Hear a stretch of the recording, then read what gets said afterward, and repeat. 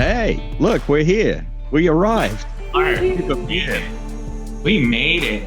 How are you all doing? I love seeing your faces. I miss you guys. Known you for a while, huh? Yeah. Yeah. We've been doing good. So welcome to the listeners that have joined us. We're here at a mini con. Is the best thing I like about this, right? It's like, hey, we put on a mini con. We're doing a few hours, a little bit of fun. George is going to MC and probably make snarky comments and stuff, but nah, it's not like George. I will try. There's a lot to live up to here. Although it is the first Roundup MCing, so yeah, we'll set the stage and hopefully make it hard for everyone afterwards to match. But we'll see. Maybe.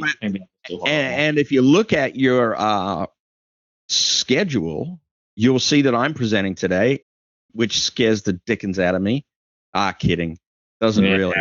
I think you have a little experience teaching in front of people, no?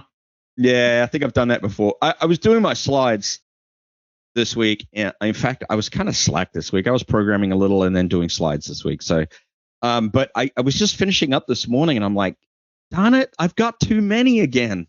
So be prepared for a fun-filled, packed presentation from Joff today. I wouldn't expect anything less, to be honest. Yeah, I think the last time I did a webcast, when I did the V6 thing, I tried to teach everything I know about IPv6 and networking all in 1 hour. So it was like everybody was like face peeled back. Oh, slow down, Joff. You're killing us here, man. Anyway, the good thing is that it's all going to be recorded and people would be able to watch it in like 0.5 speed later. Yeah, that's right. You can slow it down and have a good time with it. I love our topic today, adversary emulation. It really, one of my favorite things to do as a pen tester in all the world is adversary emulation work. So, today's little mini con is just right up my alley. And I didn't even know I was doing it until somebody told me I was volunteered. So there you go. So here I am. And, voluntold. That's when you volunteer. That's when you're volunteered to something we're 100% sure you will say yes to. That's not really like a demand yet. Yeah. You're still volunteering. Yet we know you'll do it. So like we just write you in anyway, and then it worked. I think some other people are voluntold as well, just because of the topic and them being industry leaders in the topic. We're gonna do adversary emulation. Might as well bring the best there is. So it's great. And we did a CFP. We got some very good talks in there as well. I'm really looking forward to the MITRE folks doing the Fin 6 talk as well. Did you hear about this? No, I haven't heard about that particular talk. It's funny though, while I was doing my slides, I couldn't help myself but throw a few MITRE references in there. And I'm like, oh, wait a minute, let me go look at the agenda. MITRE is got to be on the calendar here, and of course it is.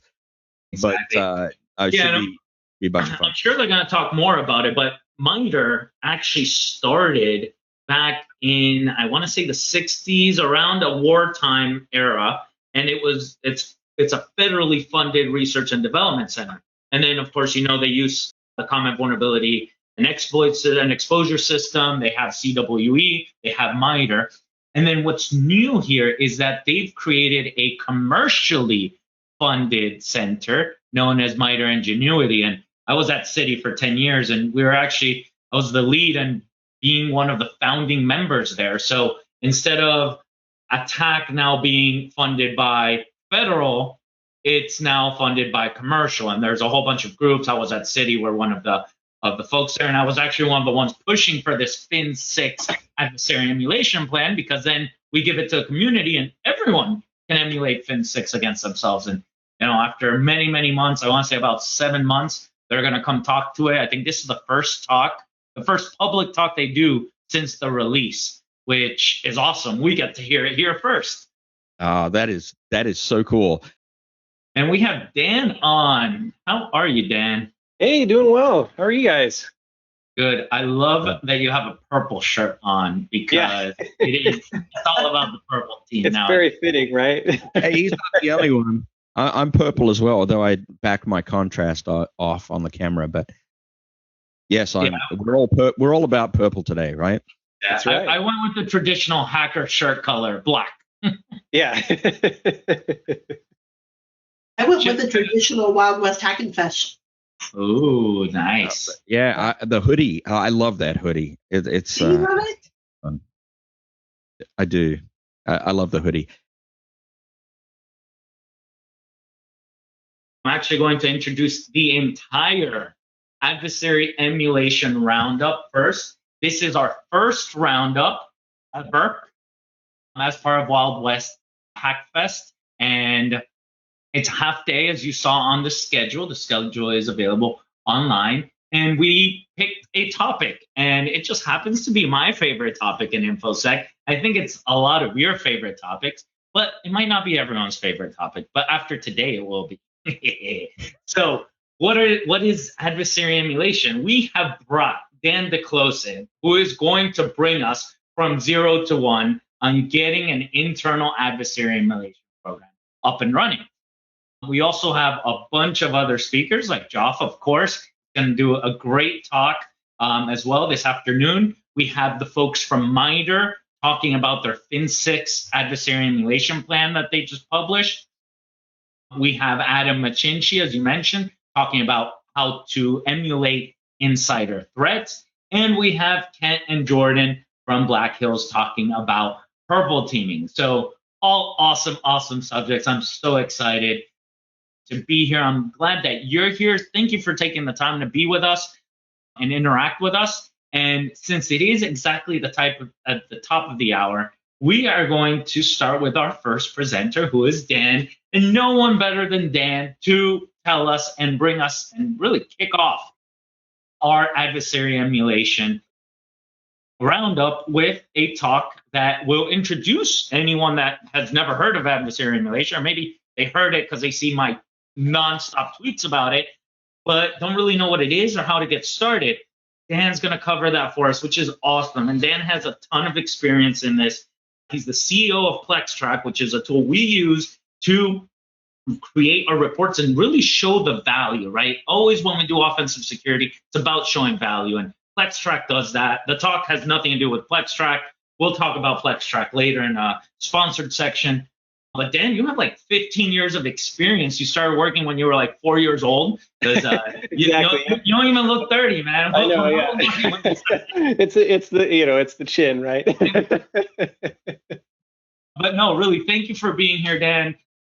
I mean, your intro and your bio is amazing, right? Years at Department of Defense, started your own company, worked in healthcare in Mayo Clinic, senior security at Anthem. You have a whole bunch of certifications, postgraduate degrees, all this stuff, man. You're amazing. Thank you for being here, and I turn it over to you.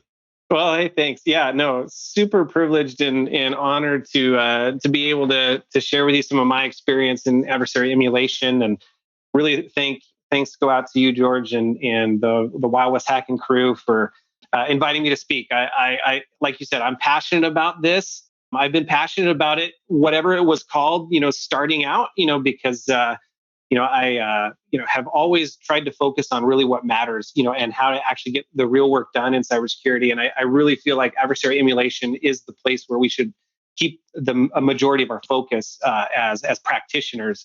So excited to share with you, how to kind of get up and running with your adversary emulation program.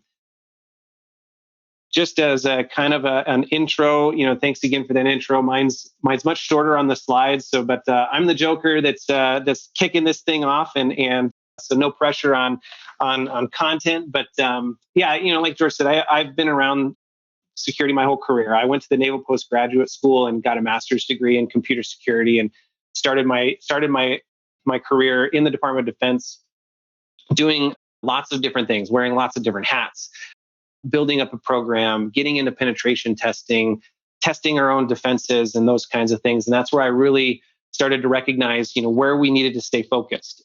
And so I've been on both sides of this fence as a red teamer and a blue teamer. I have been, as well as the both sides of the fence of being a consultant, where I've been tasked with hacking and pen testing different organizations, as well as being on the internal side of the team, helping defend, helping identify weaknesses, as well as before I jumped in to start PlexTrac full time. I was a security director where we built up a blue team. So, and this what I'm going to share with you about our experience there is based on that. When we were building up our program internally, the steps that we took to really show the growth that we were having and the effectiveness of our program. But like I said, I'm passionate about focusing on what matters, right? Eliminating a lot of the stuff that's not going to get you very far, and really focusing on what matters most in terms of where you should be focused in your growing your program. Because time is precious, right? Time is our most precious asset, and so you don't want to be wasting it. So the agenda for today, I'm just going to kind of provide a brief introduction to adversary emulation. What does that all mean? These are big words. And then why should we be doing this? And kind of dive into like the value that this provides and how we got started in building our adversary emulation program, and just kind of walking you through how maybe some simple steps for you to get going. So we're going to focus a lot on that crawl, walk, run scenario, but most of this is going to be around that crawl. So who is this talk for? Well, this talk is kind of kicking off this whole series of talks around adversary emulation. And the goal of my presentation today is to really help those who are not that understanding of what adversary emulation is or what that means, or if they feel like they're not ready to begin in this process. But it definitely is more focused for the blue team, right? The people that are in the trenches every day trying to defend their enterprise and their networks for the vast majority of the organization, and maybe don't have as much exposure to the red team side of the house. So that's really who we're targeting for this talk. And you're going to hear some great talks later today about some of the more advanced things that you can do in adversary emulation. But this talk is really geared for getting started, not necessarily having anything in place today and how to get going. I kind of want to clarify a little bit between pen testing versus emulation, right? So pen testing is the actual red team or proactive team or adversary attacker simulation that's coming in. They're just trying to find gaps in the network, right? Trying to find holes in your security posture. This may be an internal or an external team. Emulation is very specific to an attack, an advanced persistent threat, so to speak. Some form of known attacker that's coming in, and so that's kind of what I want to make sure we understand. The difference here is that pen testing is more broad in terms of we're just trying to find any holes and gaps in the network, whereas emulation is very specific and it's targeted at a specific attacker. And purple teaming is this concept that we hear a lot about in the industry. We hear that term thrown around a lot, and truly it's the red team, where the proactive side coming in, and the blue team side is working together in a collaborative nature to identify, like, hey, we're testing this thing, and can you identify it, or can you detect it, or can you block it? And so these are kind of the building blocks for getting your adversarial emulation program up and running. So I just wanted to kind of set the groundwork for here's some definitions and things that we're going to be talking about today if you haven't heard about these before. So what is adversarial emulation or adversary emulation? It's truly meant to mimic tactics, techniques, and procedures, right? So as our industry has matured and grown, we now have a lot of data, which is huge thanks to folks like MITRE that are able to supply this information about these are how actual breaches are occurring. And these are the tactics and the techniques and the procedures that they're actually executing within environments to succeed in these breaches. And so now we have these, what we would call, indicators of compromise, to be able to go and look through and to actually now in our environments be able to simulate or emulate those. So the concept is that this is based on real adversary intelligence and true indicators of compromise that we've seen within the industry.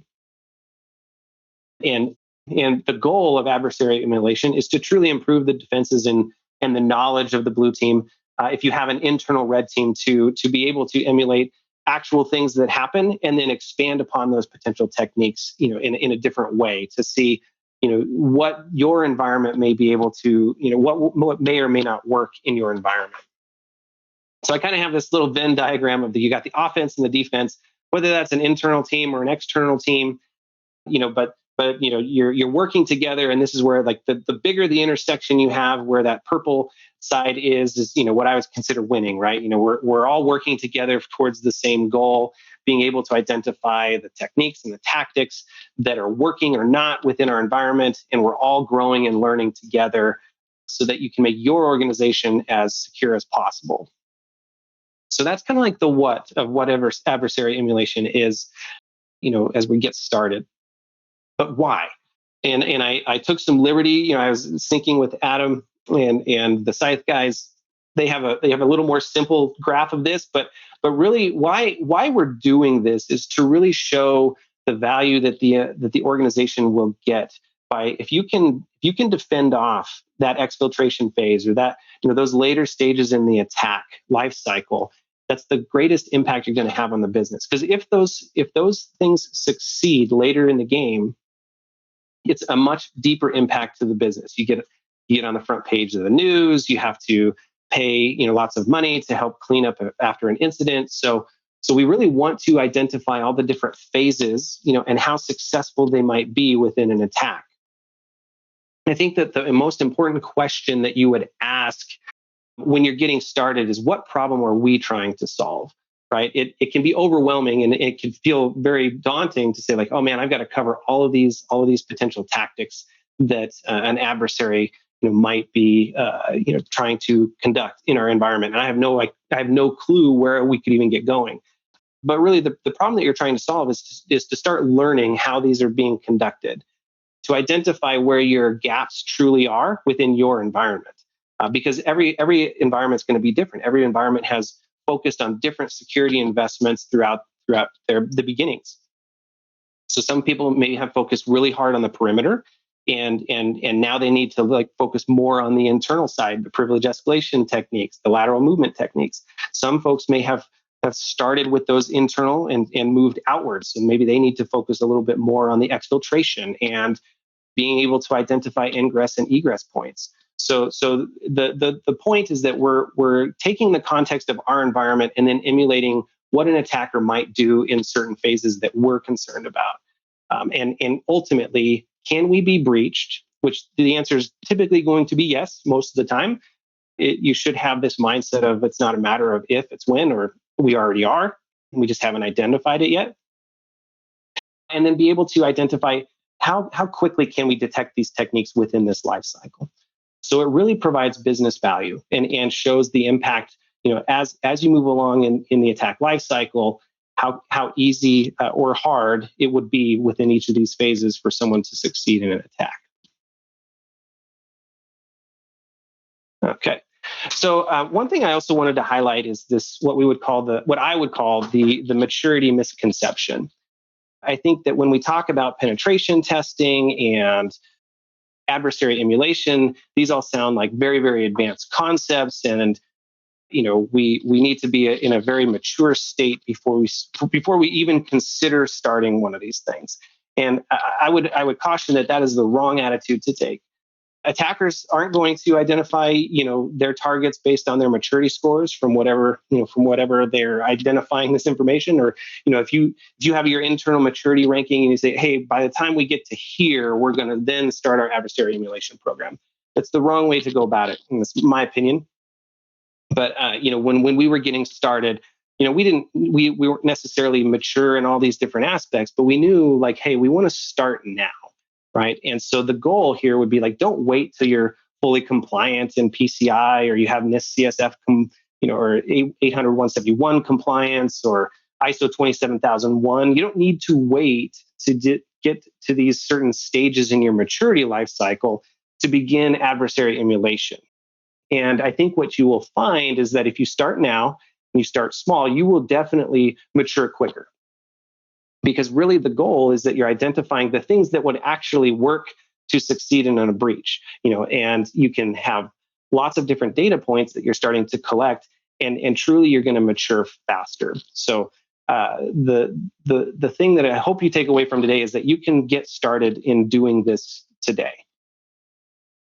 I kind of want to walk you through a little bit of a scenario of what we did when I was a security director for a company, and we had a small team, and we decided, like, hey, we want to identify like the actual techniques that an attacker could conduct in our environment, and see where our gaps are, and see where we might need to invest next in not only our time and our effort, but also potential tools.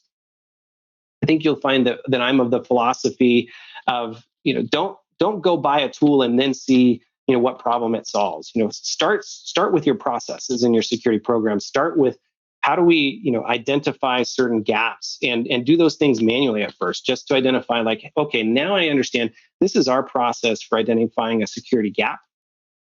And what tool do we need to go and identify, or do we need to invest in a tool or a product to then come help us with that? So really, from the maturity perspective, I think it's important to not let tools determine where you go next, but start with where you feel you need to go next, identify some of those gaps, and then go buy the tools and platforms or products that help you in those. So, when we're talking about how did we get started, or how we started our adversary emulation program, we broke it up into some simple phases, right? And we used solely blue team members, right? But we identified what we're going to start with first. We did the attack assessment. We evaluated it from both the red and the blue side. What did the red team learn? What did the blue team identify early on? They go back and they present to the team. And then, we identified any configuration changes or patches or things like that we needed to remediate. And then we started our measurement. And I think what's important is that start small in all of these phases. You don't have to have this, fully robust, mapped out, like, hey, we got to measure these data points now because that's what's going to help us down the road. Just start measuring something, right? And start doing something. And I think if you start small and you continue to iterate, you really learn and grow faster. And then you identify, what else you should be doing and collecting in this process. So this is just a basic process that we, decided to kind of start with our adversary emulation program. Now, one thing I will note, and I'll kind of move slides here. One thing I will note is that, when we started this, there was not actually like emulation plans that you could download and import into a tool.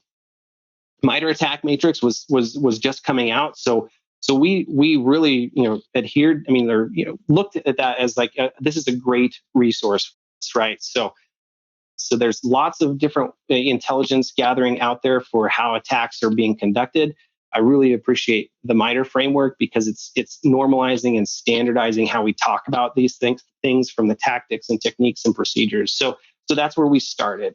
But just to give you some context, we had a small security team. We only had 5 security engineers total, and that covered vulnerability management, that covered SIM. We did have outsourced SIM or SOC provider for primarily monitoring 24/7, 365 kinds of things, but that was primarily for ingress and egress. So they were kind of responsible for identifying anything that might be, anomalous coming in and out of our network. And then we were tasked, with the internal side. So we had a small security team. Nobody on our security team had any kind of red team experience at this point. We had a few folks that were interested in it. I mean, and I think we all take an interest in how are these attackers doing this stuff? Like, we're working so hard every day to prevent these things from happening, and yet they still get in or whatnot. And so it's like, how is this happening? Unfortunately, we had not had any major incidents up to that point, and even by the time I left, we had not had any major incidents that we would have had to clean up after. But we were definitely prepared, and we were definitely always under the assumption that this could happen at any moment, and we need to be trying to identify how an attacker might get in. So we had a small team. Nobody had any true pen testing or red team experience outside of me. I was the director, so I was not actually conducting the activities. I was helping guide both the red and the blue teams. So we split into 2 teams. We had 2 guys on the red team and three folks on the blue team. And so So they decided, like, okay, let's identify where we think a couple techniques are that we should start working on. And that's an important question that you have to answer. And so, where do you get started? Picking some of these techniques is really important. So where we decided to start was with some lateral movement techniques. We had a strong perimeter, or at least what we felt like we had invested a lot of effort and time into our perimeter defenses. We felt like we had coverage of ingress and egress points. We felt like we had a lot of those building blocks or foundational elements for the perimeter detection and response covered. We had a SIM provider that we were already sending logs to from all of our perimeter devices and a lot of our internal devices as well. So we felt like we were more comfortable there. We took a gut check of, like, where do we think our biggest holes are when we look at the attack life cycle? Where do we feel like our biggest holes are for our environment? What do we feel like we would not be able to detect right now? And so that our gut was like, hey, like these lateral movement techniques, we just don't know. Like, we don't know if we can actually identify these or not. We haven't seen any alerts coming in or anything like that. So that's where we decided to start. Now, again, that's the context of our environment and the protections and where we were as a program at that point in time. But what I want you to emphasize is that, or want to emphasize to you, is that this is highly dependent on the context of your environment and your program, and even the size of your team and things, where you want to focus in terms of, environments within your enterprise, whether it's your PCI environment, whether it's the cardholder data environment, or certain enclaves that are manufacturing plants or things like that. You do have to take a step back from that blocking and tackling and say, like, what are our crown jewels? Where do we feel like we have some of the biggest areas to protect? And then how would someone get there? And so, from our perspective, lateral movement and getting in was where they would eventually get to the crown jewels. So if we can start to detect some of those things first, then we know that we have even more time to identify anything that's going wrong in our crown jewels environment. So if there's one thing I want you to take away from today is pick the techniques and the tactics that are important to you and based on your gut, right? It might actually be like, hey, we don't know what kind of reconnaissance information we have out there. Let's start there and start small, right? So what we did it in 2-week sprints for each team. So we split out and we said, hey, red team, we know you're going to start on some techniques within lateral movement. You're going to go out and identify, ways to conduct this in our environment. We scoped it to a certain set of assets, but we didn't tell the blue team that, right? So we knew, hey, we're only going to test, within this enclave or this subnet, just to kind of, keep it a little bit safe, put a few guardrails on it. Because really at this point, we're just trying to detect, like, hey, does our endpoint agent or EDR, log anything? Do we get any kind of correlation from any of these activities in our SIM? And do we get any kind of alerts? Do we need to build out correlation rules for these types of activities? So we put a few guardrails on for the red team. We didn't inform the blue team of that because we did want to see, like, hey, will the blue team pick anything up? And so the blue team knew that the red team was going to be conducting their activities over these 2 weeks. We didn't say when, we didn't say how. And so it was not a, we're going to sit down at the table and do this. We tried to emulate it as live as you would get, just as to get started and help the red team learn too. So it was also a really good learning experience for the red team in that they didn't know, necessarily what they should be focusing on or what tools they could use to conduct these techniques and activities. So it was a learning experience for the red teamers as well. And I think that that's important. I think we should all, as blue teamers, really have an idea of, like, what are the things that this red team, these attackers are going to be doing, and what tools and processes do they go through? And if you're a red teamer and don't have as much experience on the blue team, that's an important thing to start to understand and empathize with, right? Being a blue teamer can feel a little overwhelming at times because you're trying to protect this whole environment and identify lots of different tactics and techniques that these red teams might be conducting. And how do you keep yourself from not feeling overwhelmed at that? So starting with a small process is a good way to go. So we did these 2-week sprints. The red team went and did their activities. They conducted the techniques and then documented what they found. So at the end of that 2-week sprint, and again, this was just the red team focus. And we said, hey, blue team, we're not going to tell you much. You just know that the red team is conducting this activity and see if you identify anything. So they still had a little bit of a heads up regarding like what they might be looking for and those kinds of things. But the red team was the main focus. The blue team just identified, hey, we think we saw you, or actually, yeah, we got these alerts. But both teams, we came together for a team meeting. Both teams presented their findings, and I think this is also important: is to actually be able to communicate what you did. And the more you can communicate what you're doing, the more you learn as well. Like, oh, you know what? Now that I just said what I did, I could have gone this way as well, and identified this vector. So it was really important for our team to be able to communicate what they were doing. And I think that's an important piece of the puzzle too, is that everybody should be able to communicate effectively what they're doing and what they're trying, because then they start to learn it even better. So it was a great learning experience. We then we did the presentation. The blue team then went and took 2 weeks to just see if they could identify anything else. Now that they knew what the red team did, see if the blue team could identify anything else in our logs, in any of our alerts that might have gotten overlooked, any processes or procedures that might have changed in that time, and then came back and presented, here's what we found, but also here are our recommendations for things we might do to then detect it later. And so it took a month for like the first couple techniques. And you're going to see here in a second what I mean by techniques. And it's very, very, very, very small scope. But it was an excellent learning experience. And so we started to identify like, hey, we can do this faster, right? We started very small with like one technique or a couple techniques that the red team focused on. And all we did at this point was just measure like pass or fail. Did this work? Did this not? On what assets did it work? The blue team said like, hey, we think that we would be able to identify this specific tactic with these kinds of correlation rules in our sim, or something like that. But we identified something that would be a quick improvement, wouldn't be a massive project, right? And so that way we could start small, right?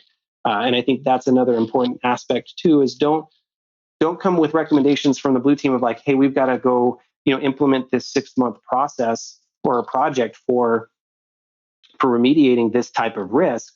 That's not the goal. The goal is like, hey, what are the small things we can do to at least detect it? And then once we can detect it, can we block it or should we block it? And those are the questions that you keep asking as you iterate through this process. And then we found that we really started to mature quicker, right? We really started to identify like, hey, we can move quickly.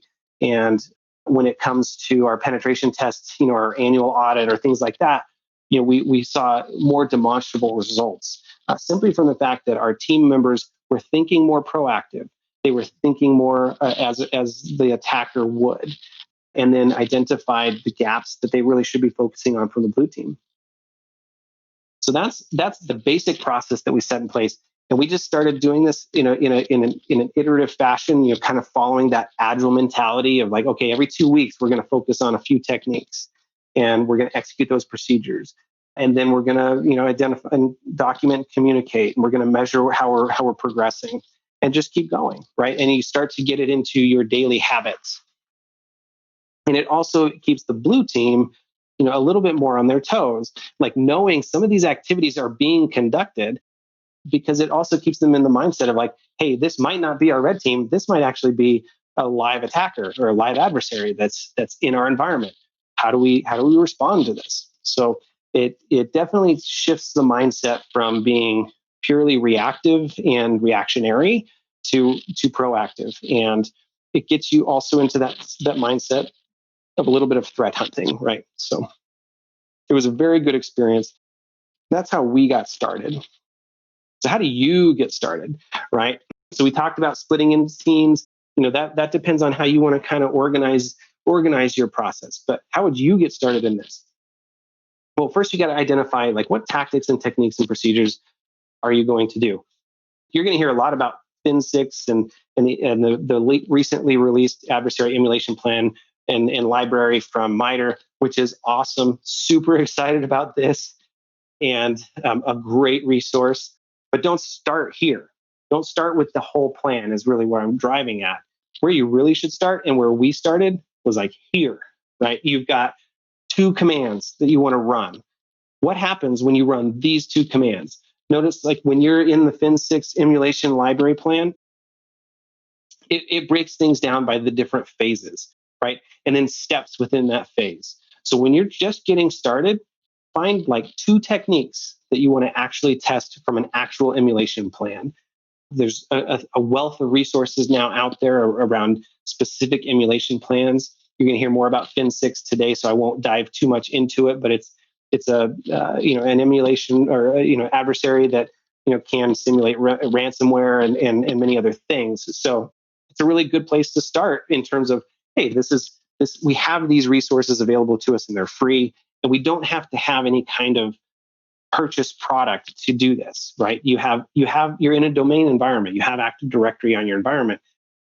Get adfind and go execute this command, or even just use net user, right? These are commands that you have available just today, and all you have to do is copy and paste this information in.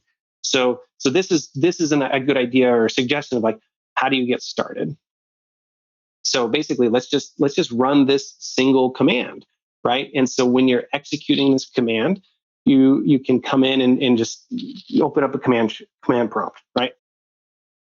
Execute it against several machines, and then just document some fashion. Here's a way to just document: was this successful? Take some screenshots. Kind of start logging the data and the activities that you're doing, and then say like, hey, was this successful? Did we have it on certain assets that are concerning to us? And I think it's also important to say like, hey, as you're getting started, try to execute it on the same assets, at least early on, maybe for the first couple of times, so that you can at least identify like, hey, any fixes that we put onto these assets, those tend to work. Now, I wouldn't recommend doing that if you're trying to stay a little bit more covert in your sprint cycles, but from the blue team perspective, they may say like, okay, once we get these configuration parameters in place for these 2 assets, we will execute the command again and see if we pick anything up.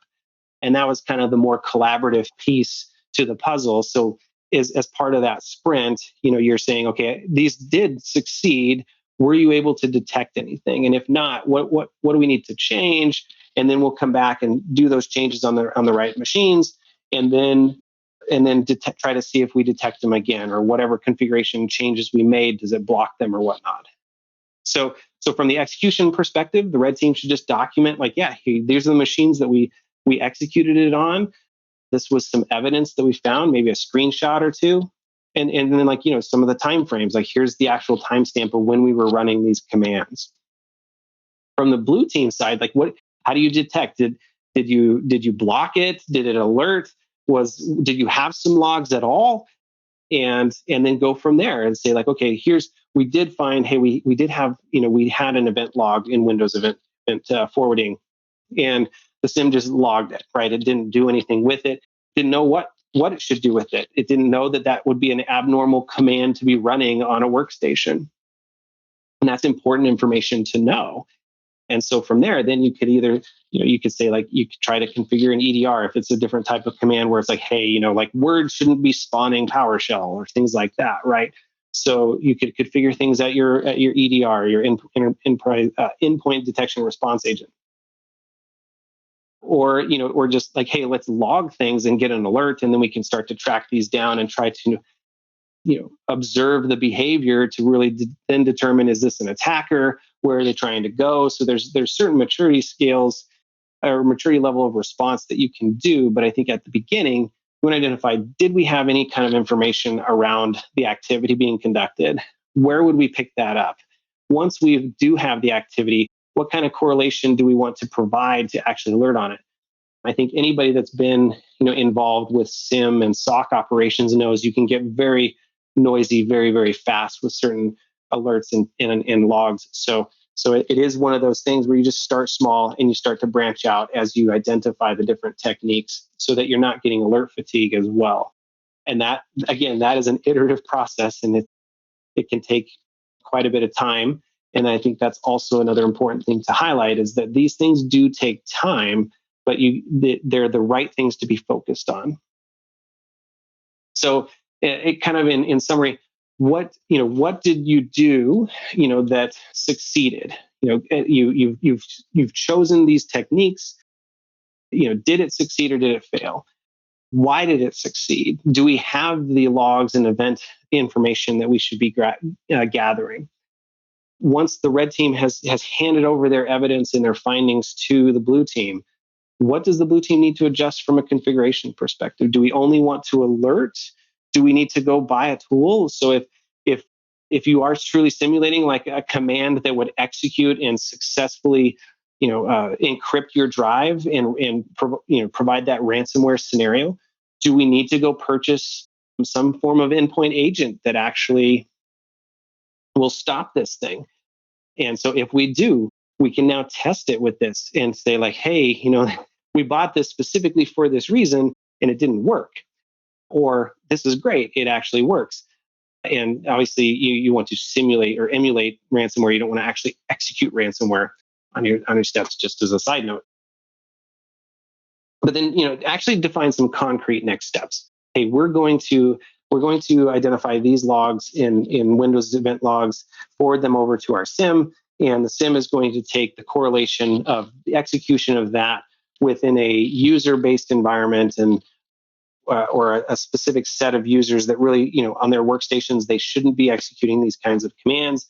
And therefore, we're going to alert on that. And that's going to be a high priority alert, just to say, like, this does not look good. We shouldn't be seeing this right now.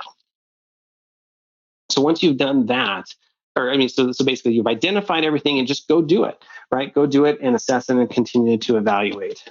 So, and again, starting small, start with like one or two techniques out of a specific tactic within MITRE ATT&CK framework. And then from there, you continue to iterate and grow. And so that's how we got started. I mean, these are our recommendations for you to get started in the crawl phase. And it's pretty simple. It doesn't take a lot of effort to maybe spend an hour or two a day just looking at some of these techniques and identifying and researching what are ways that we can conduct these on our environment. One other thing that our red team did was not only did they execute the commands within the tactic or the technique that we identified, but then they identified they did a little more research. They dug a little deeper. Once they knew those would succeed, or actually maybe like after the first sprint, they did it. And then those ones they knew wouldn't succeed, then you expanded a little bit more. Research additional tactics or techniques. Sorry, I keep using those words interchangeable, but like execute a different technique that it achieves the same mission, but it's just slightly different, and see what happens there. So you start to expand on this to a point where you actually say like, okay, we feel like we have this pretty well covered. And that kind of moves me into like the walk phase. You start measuring like how effective each run of the engagement or the campaign has been. And so as you walk, so we've talked a lot about the crawl, but crawl into the walk phase, you start to expand that scope to be a little bit larger. Okay, we've done two commands within this technique. Let's identify maybe like three more, or a few more that we see that aren't necessarily documented within the attack matrix, but within some of those other resources, like a Red Canary Atomic Red Team, for example, has a lot of the procedures you can execute, but maybe they're not even documented there. But we know from our other resources or folks in the industry, like, hey, these are some techniques that pen testers might use to achieve this goal. So you start to expand that scope, and then truly determine, like, hey, are the configuration changes we put in initially, are they also achieving the goal for any expansion of that scope? And from there, start chaining some of these techniques together. Once we've gotten on the box, we execute for discovery of users, and then we try to execute a pass the hash technique, right? Like I mentioned before, we were very conscientious around our ability to change, to detect lateral movement. So, we started with pass the hash and some of those, standard techniques that have been around for a long time. And can we execute those, right? But maybe now we were able to successfully execute that, but can we now correlate, like being able to identify users and pivot in certain areas, using those techniques? So the importance of now we've identified a certain technique to execute and it's working, or we're blocking it, or detecting it, and we have a good response plan around it. Now what's the chain, right? Can we start to identify that chain? And that's where you start to talk about the full emulation plan. You might at this point start to begin to consider tooling. What are some ways to do this in an automated fashion? Or do we start writing scripts? There's still lots of free resources at this point that you don't have to invest a lot of money, but you still have time, right? You still have to invest time. And all of this does take time. Building a secure program and building a mature program takes time and effort. There is not an easy button. If there's one thing I've learned in my 15 plus years of security, is that there's no easy button for doing this well and doing this right. And yes, it does feel overwhelming at times, but you can measure your progress, right? And that's what's important, is to take a step back and look at where you've come. But it does require some elbow grease, right? There's just no way around it. And as many vendors as they might tell you, like, hey, hit this button and you're going to be golden, that you should run from anybody that is saying that, because these are just processes and procedures that you have resources available to you to execute. Sorry, I didn't mean to get on my soapbox there a little bit, but sometimes it just takes hard work. And but how you can measure it is through metrics and analytics. Run it a couple times and see, like, what was success and what was fail. Like, remember from our experience, we first just started measuring, did it succeed or did it not? Then later you can start to identify, what was it that what caused it to not succeed, what caused it to fail, and those are all good things to start capturing. But if that's too much for you and you don't have enough time, at least just start documenting, like, what worked and what didn't. So this is kind of just whetting your appetite on, like, what the walk phase might look like. You start to just continue to grow and mature. And then the run phase, this is where you might actually want to start, automating your campaigns or your run books. We're going to specify all these different steps that the attacker is going to do and start executing them. Maybe put delays and things in from how quickly each phase of the attack executes. You might also start to conduct custom attacks or bring different techniques and tactics in from different adversary emulation plans, so that you can get a different perspective, so that you're not just statically tracking the campaign from start to finish, but definitely different ways to identify how a confluence of attackers might actually be executing their techniques. And I definitely recommend some form of sprint cadence. It's important to kind of stay in a good rhythm. 2-week sprints is if you come from the development world, and the agile methodology, which is kind of nebulous at times, but doing things in a formal cadence is really important, because you want to give your boundaries of, hey, we're going to execute this in this time frame so that we can keep moving, right? It's not, hey, I'm going to go spend 6 months just trying to figure out how do I bypass our EDR, right? That's not going to be effective for your use of your time. But just start to execute these things and go in 2-week sprints, and then work together with the blue team or with the red team, conversely, to actually identify, like, when did you execute these things? What do we need to do? What from there, what are the gaps and what do we need to invest in, right? And then at this point, I think you actually could execute a planned full engagement. You might hire an external firm to come in and conduct an adversary emulation plan, or actually do what we would call a more traditional tabletop exercise, which is very valuable as well. We did this, with an outside provider as well. He came in and we had our whole team sitting there. He was conducting the red team activities at the table and trying to identify if our blue team was picking anything up. So it's a good way to also kind of get some outside perspective on the things that you're doing internally.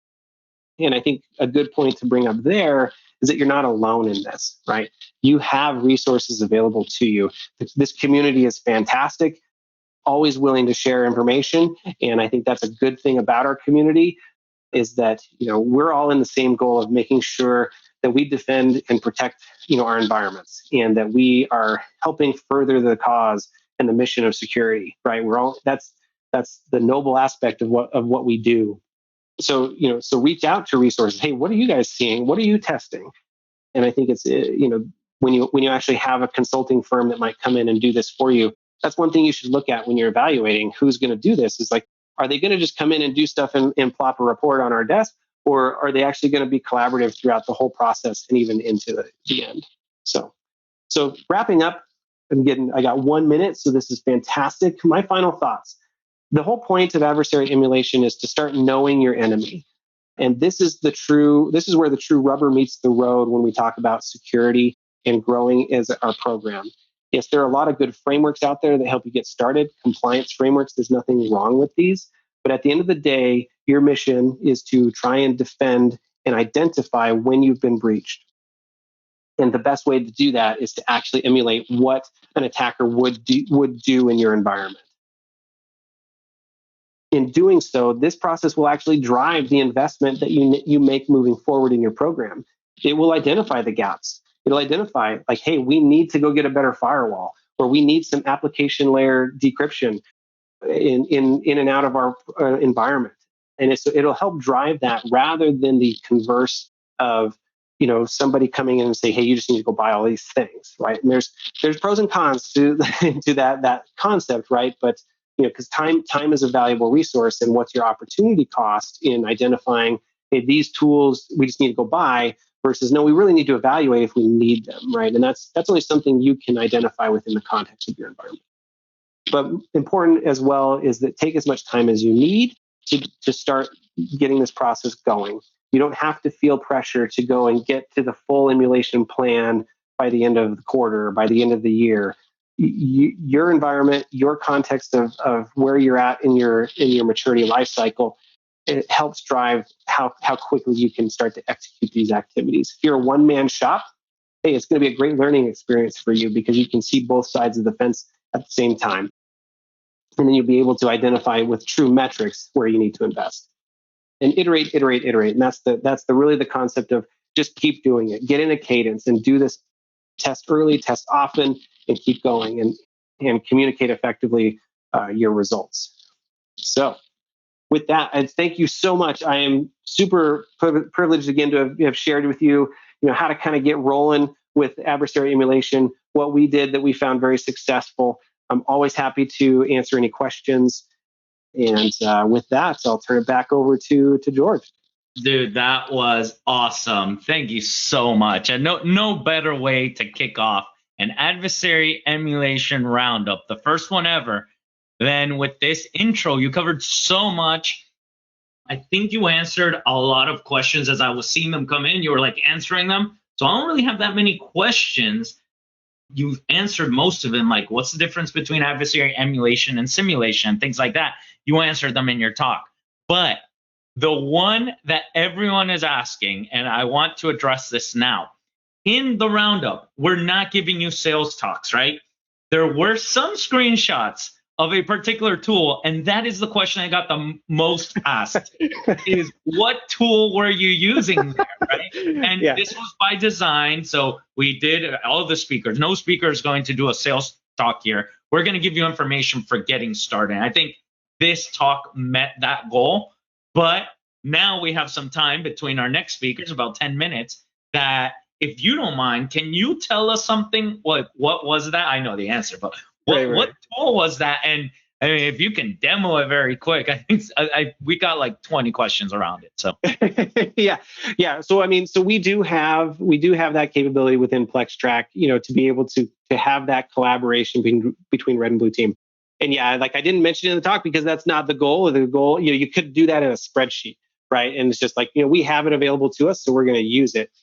And that's how we're going to do things within our environment, right? We have that tool available to us. So yeah, so that is PlexTrac. It's our Runbooks module that we just released.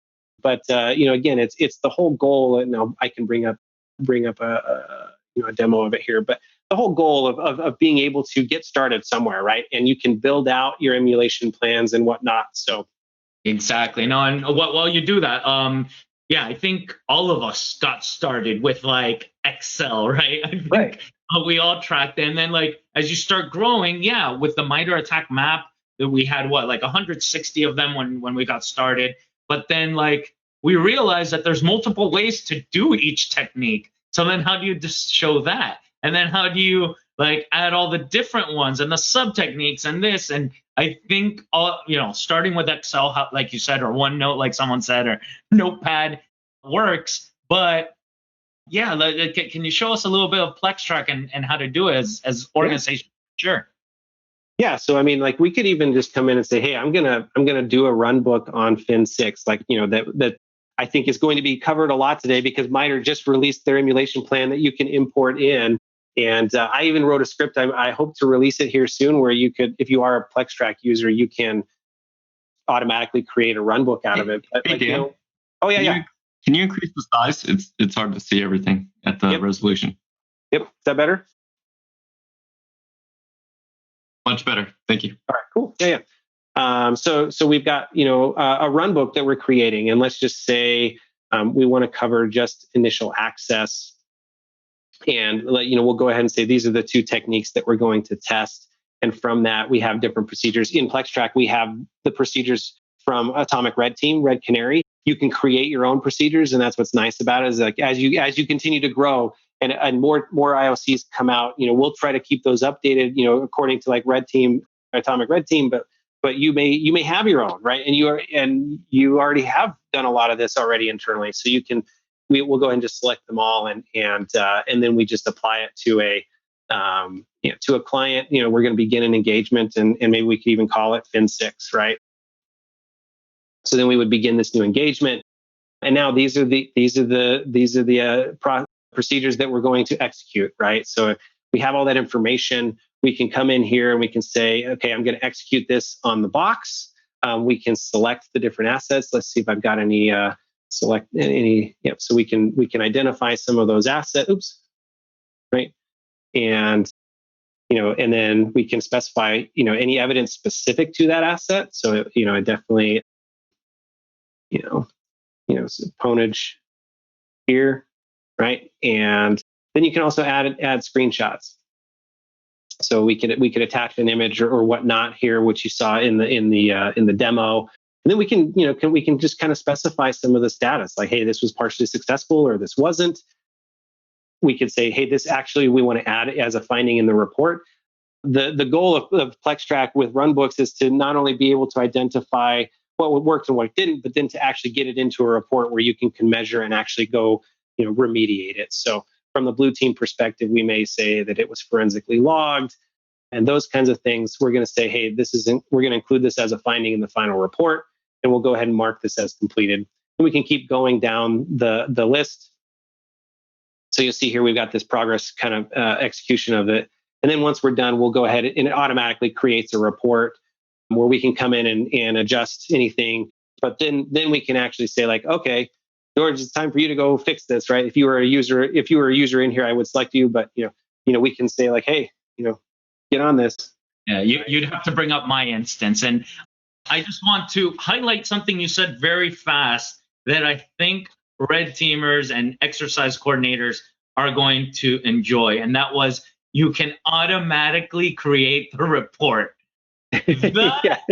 So, I mean, I personally, it's not my favorite part of the entire cycle. Like, I even like preparation, attack infrastructure setup, doing the exercise, but my least favorite is creating the report. And anything that allows you to create automatically the report, and then as you improve, you can actually show that, which goes back to the beginning of your talk of, start small, just start showing that value. You can do 5 TTPs. And if you show how you have improved there, then your program will get better and better and better, which answers someone else's question on, how do we get started? So sorry to interrupt there, but I definitely want to highlight that part that, PlexTrac as a whole does, right? And that's one of the reasons why we use this over at Site for our client reporting.